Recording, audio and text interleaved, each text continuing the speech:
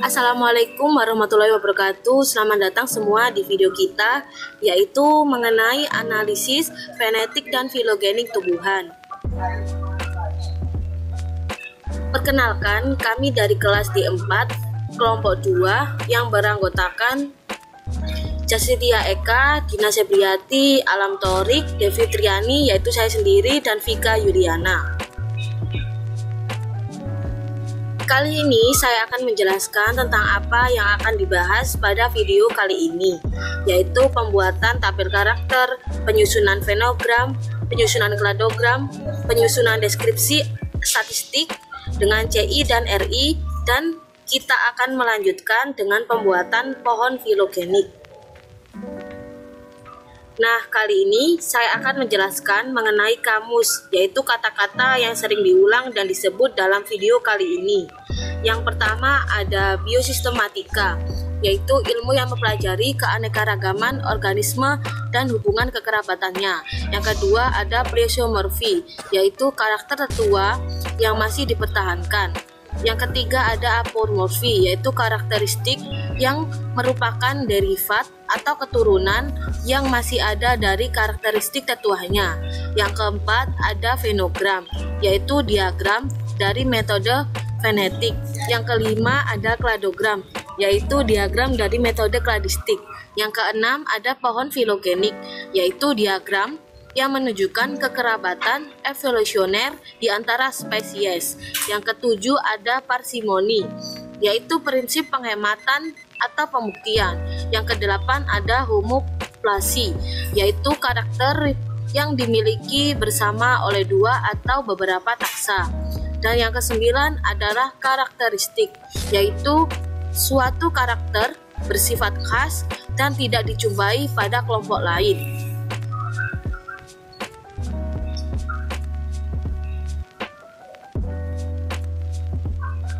Di sini saya Dina Sebriati Utami akan menjelaskan mengenai menentukan tabel karakteristik dengan menggunakan 11 spesimen, antara lain yaitu Volvox dari perwakilan Chlorophyta, Hepaticophyta dari perwakilan Hepaticophyta, Bryophyta dari perwakilan Bryophyta, Adiantum dari perwakilan Pteriodophyta, Cikas dari perwakilan Gymnospermae ordo 1, Gnetum Gnemon dari perwakilan Gymnospermae ordo 2, Amaranthus dari perwakilan Magnoliopsida ordo 1, Caesalpinea dari perwakilan Magnoliopsida ordo 2, Ceiba petandra dari perwakilan Magnoliopsida ordo 3, Cana dari perwakilan Liliopsida ordo 1, dan yang terakhir Zeamys dari perwakilan Liliopsida ordo 2. Masing-masing spesimen tersebut kita beri simbol yang merupakan takson.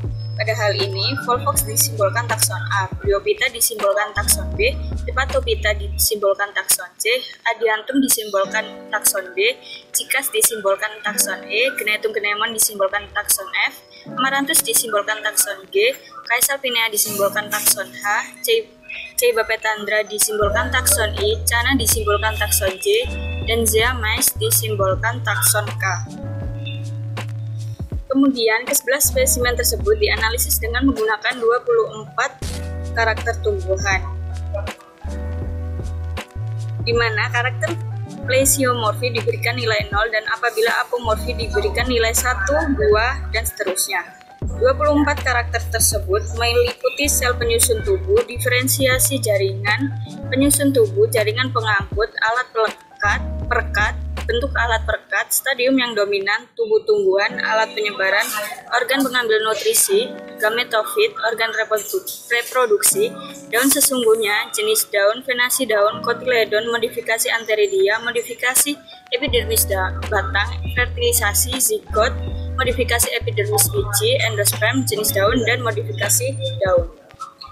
Sebagai contoh, di mana pada karakter nomor 24 yaitu modifikasi daun, pada takson A sampai I tidak memiliki upi daun, maka diberikan nilai 0, dan sedangkan pada takson J dan K memiliki upi daun, maka diberikan nilai 1.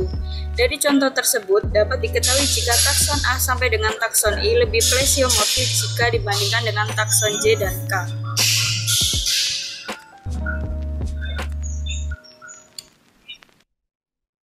Selanjutnya kita akan menyusun fenogram.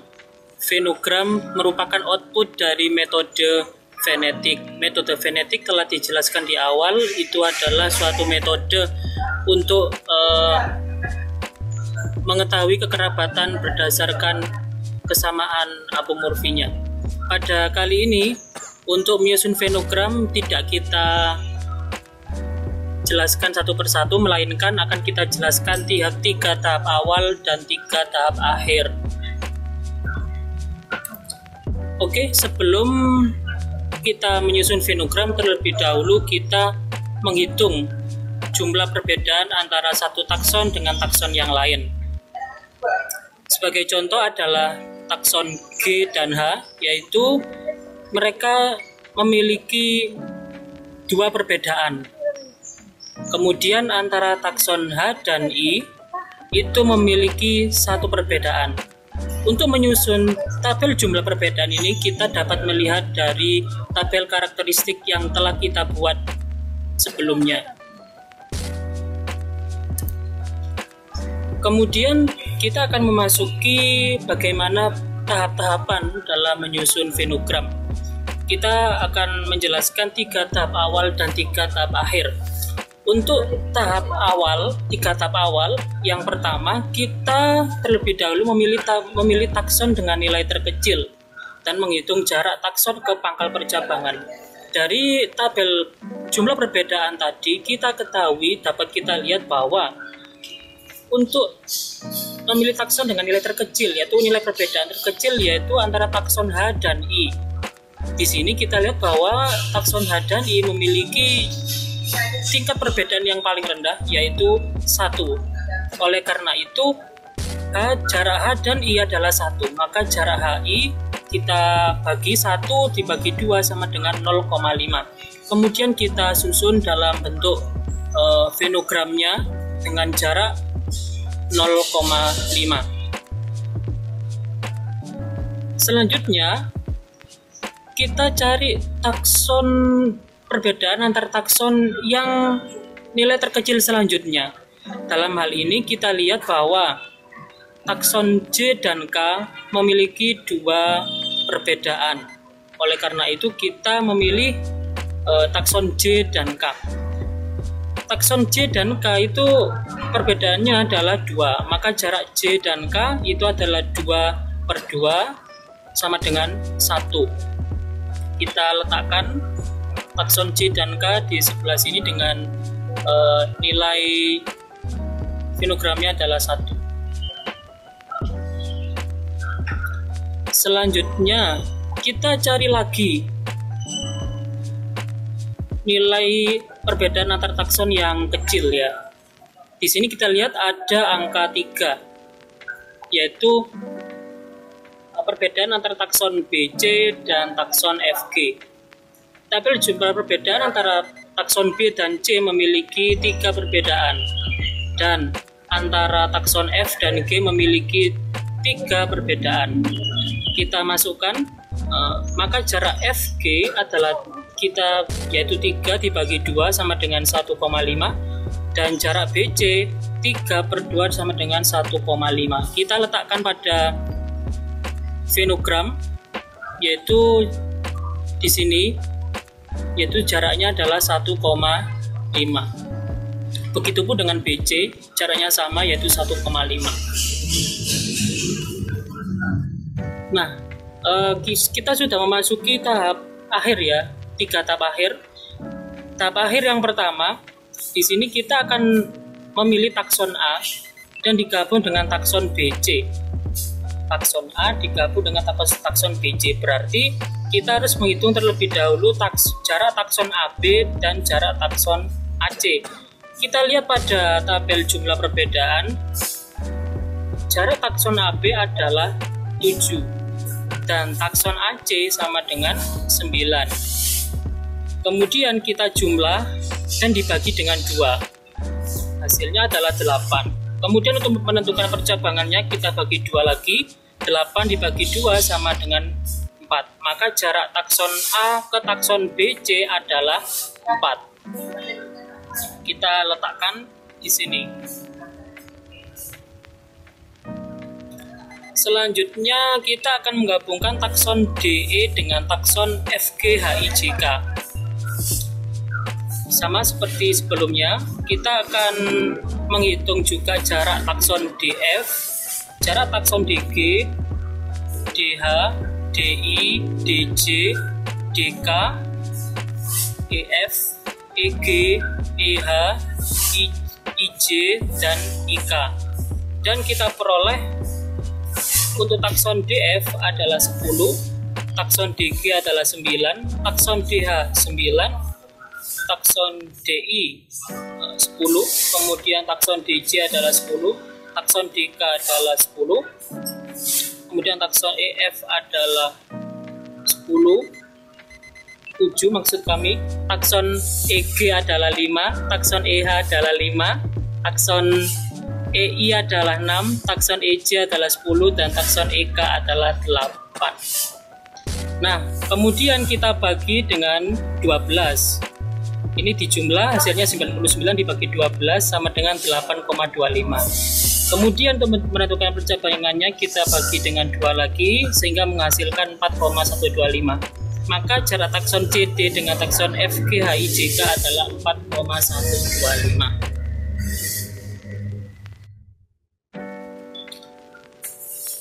Tahap akhir berikutnya yaitu kita akan menggabungkan takson ABC dengan takson DEFGHIJK. Sama seperti sebelumnya, kita akan menentukan jarak takson A dengan D ditambah jarak takson A dengan E ditambah jarak takson A dengan F dan seterusnya. Kemudian kita akan menjumlahkan ke semua itu dan dibagi 24. 24 ini adalah berasal dari ini ya, jarak takson ini ada, kita menghitung 24 jarak takson. Kemudian hasilnya adalah 438 dibagi 24 sama dengan 18,25. Kemudian kita bagi 2 lagi dan menghasilkan 9,125. Maka jarak takson ABC dengan takson DEFGHIJK adalah 9,125.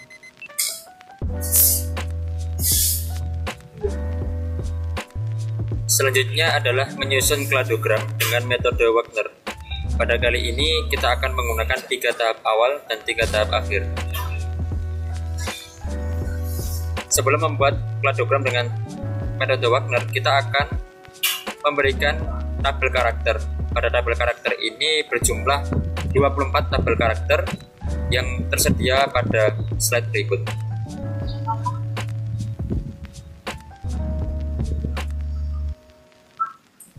Setelah kita menyusun tabel karakter, kita polarisasikan dengan menggunakan tabel polarisasi untuk menyusun kladogram. Nah, didapatkan tabel polarisasi mulai dari takson A hingga takson K. Berjumlah sebagai berikut.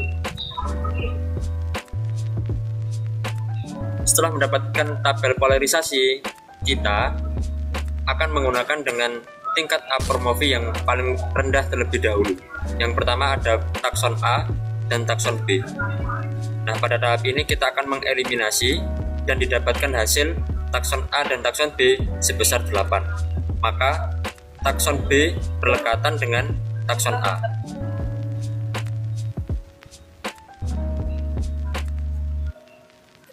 Kemudian tahap kedua yaitu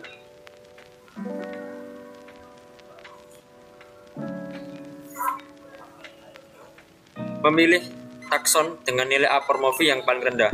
Pada kali ini, setelah takson B, nilai apomorfi yang paling rendah adalah takson C, di mana kita akan mengeliminasi terlebih dahulu takson C dengan takson A, didapatkan hasil 10, kemudian takson B dan takson C didapatkan hasil 3, dan takson C dengan takson AB dengan didapatkan hasil 8. Pada tahap 2 ini didapatkan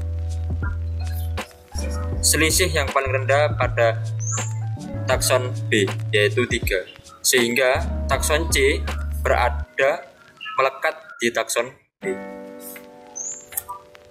Kemudian tahap 3 yaitu memilih apomorfi dengan tingkat yang lebih rendah, yaitu takson D.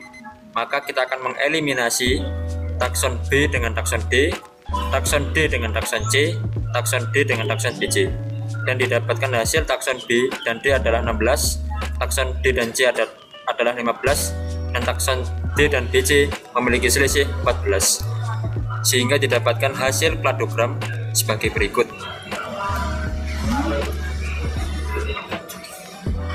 Pada tahap 3 ini dihasilkan tabel kladogram bahwa takson D melekat pada takson BC. Hal ini dikarenakan karena selisihnya yang paling rendah, sehingga takson D melekat pada takson B dan C.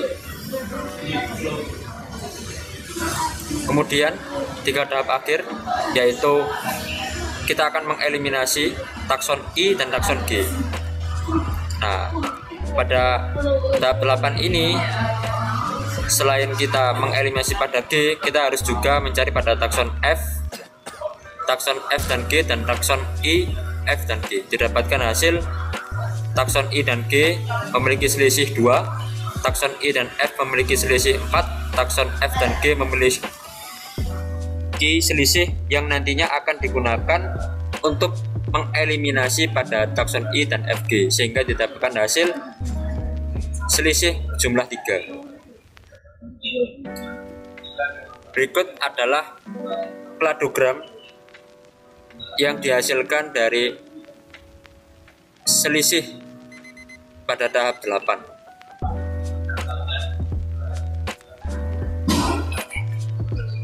Sehingga didapatkan hasil I menempel pada takson G karena memiliki selisih yang lebih sedikit. Kemudian tahap 9, yaitu adalah mengeliminasi takson K dan takson I.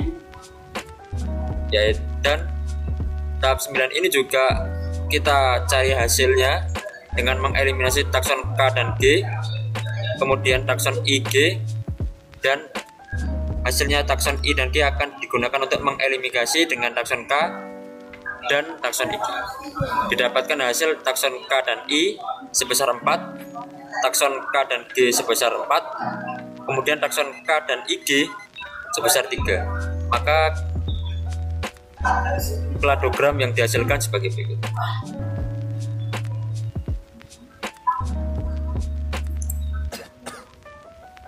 Karena jumlah selisih yang paling sedikit terdapat pada takson I dan G, maka takson K menempel pada I dan G. Kemudian tahap 10, yaitu mengeliminasi dengan takson J dan I, J dan G, I dan G. Kemudian hasil dari I dan G digunakan untuk mengeliminasi takson J dan IG. Didapatkan hasil takson J dan I memiliki selisih berjumlah 5, takson J dan G memiliki selisih berjumlah 3, takson J dan IG memiliki jumlah 5, sehingga didapatkan tabel kladogram sebagai berikut. Takson J berlekatan dengan takson G karena memiliki jumlah selisih yang paling sedikit. Kemudian ini adalah tabel parsimoni, yang dimana takson G memisah dengan takson A.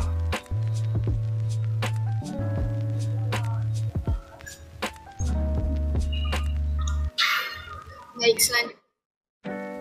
selanjutnya kita akan membahas mengenai deskripsi statistik. Untuk deskripsi statistik ini ada konsistensi indeks dan juga ada retention index. Nah, untuk konsistensi indeks ini adalah satuan atau ukuran dari deskripsi statistika yang menyatakan seberapa konsisten kita dalam mengukur sebuah data dari awal sampai akhir, termasuk juga dalam pembuatan kladogram. Nah, untuk rumus konsistensi indeks ini adalah CI sama dengan M per S, di mana M adalah jumlah minimum banyaknya perubahan yang diharapkan dari data, dan S adalah banyaknya perubahan yang ada di struktur kladogram, yaitu panjang kladogramnya. Nah, untuk mendapatkan nilai M dan S ini dapat dilihat dari tabel transformasi. Nilai M ini dapat dilihat dari tabel jumlah paling kanan, yaitu dengan jumlah 43. Nah, Sedangkan nilai S ini didapat dari kladogram dengan menghitung karakternya. Maka nantinya akan didapat nilai M adalah 43 dan S adalah 47. Sehingga nilai CI nilainya adalah 0,914. Untuk CI sendiri, jika angkanya semakin mendekati angka 1, maka datanya dianggap sebagai data yang konsisten. Maka dapat disimpulkan bahwa kladogram yang sudah kita buat bisa dianggap sebagai kladogram yang konsisten. Selanjutnya yaitu retention index. Untuk menghitung retention index ini, kita menggunakan rumus N dikurangi S dibagi dengan M dikurangi dengan M. Sebelumnya, retention index itu sendiri merupakan satuan pengukuran yang mengukur proporsi kesamaan di dalam kladogram. Nilai M sendiri didapat dari kolom jumlah yang paling kanan seperti pada konsistensi indeks, dan nilai S didapat dari kladogram. Sedangkan nilai N didapat dari kolom jumlah yang paling kanan di bawah nilai M. Dari sini dapat dilihat bahwa nilai retention index dari hasil presentasi kami adalah 0,69. Sama halnya dengan CI, jika angkanya semakin mendekati angka 1, maka datanya dianggap sebagai data yang sudah dapat membedakan antara spesies dan berarti kladogram yang dibuat itu sudah baik. Selanjutnya adalah kalibrasi dan pohon filogeni. Kalibrasi ini dilakukan untuk dapat membedakan informasi kapan terjadinya proses evolusi yang menyebabkan pemisahan atau kladogenesis dalam pohon filogenetik. Sebenarnya ada 3 metode untuk dapat melakukan kalibrasi, yaitu dengan bukti geologi, bukti paleontologi, dan bukti literatur. Namun dalam praktikum ini hanya digunakan metode berdasarkan bukti geologi. Bukti geologi ini digunakan untuk menduga kapan suatu takson itu muncul di bumi. Nah, dapat terlihat pada tabel ini bahwa takson yang paling plesiomorfi adalah takson Volvox yang disimbolkan dengan huruf A, yang muncul pada 1400 juta tahun yang lalu. Sementara itu, takson yang paling apomorfi adalah takson Karna sp yang muncul 220 tahun yang lalu. Nah, setelah didapat bukti geologi dari takson yang digunakan ini, maka dapat dibuat pohon filogeni dengan mengurutkan takson yang didapat, dimulai dari takson yang paling tua yaitu Volvox. Pembuatan pohon filogeni ini dibuat dengan menarik garis dari tahun kemunculan awalnya. Kemudian dilanjutkan dengan takson B yang dimulai dengan menarik garis dari takson lekung takson A, yang kemudian juga ditarik garis putus-putus dari tahun kemunculan seperti pada gambar. Begitu juga seterusnya hingga semua takson.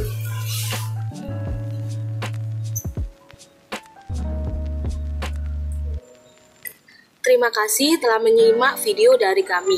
Jangan lupa like, komen, dan subscribe channel kami. Karena pada minggu depan kami akan mengupload tentang analisis filogenik hewan. Kami dari kelompok 2 pamit undur diri. Wassalamualaikum warahmatullahi wabarakatuh.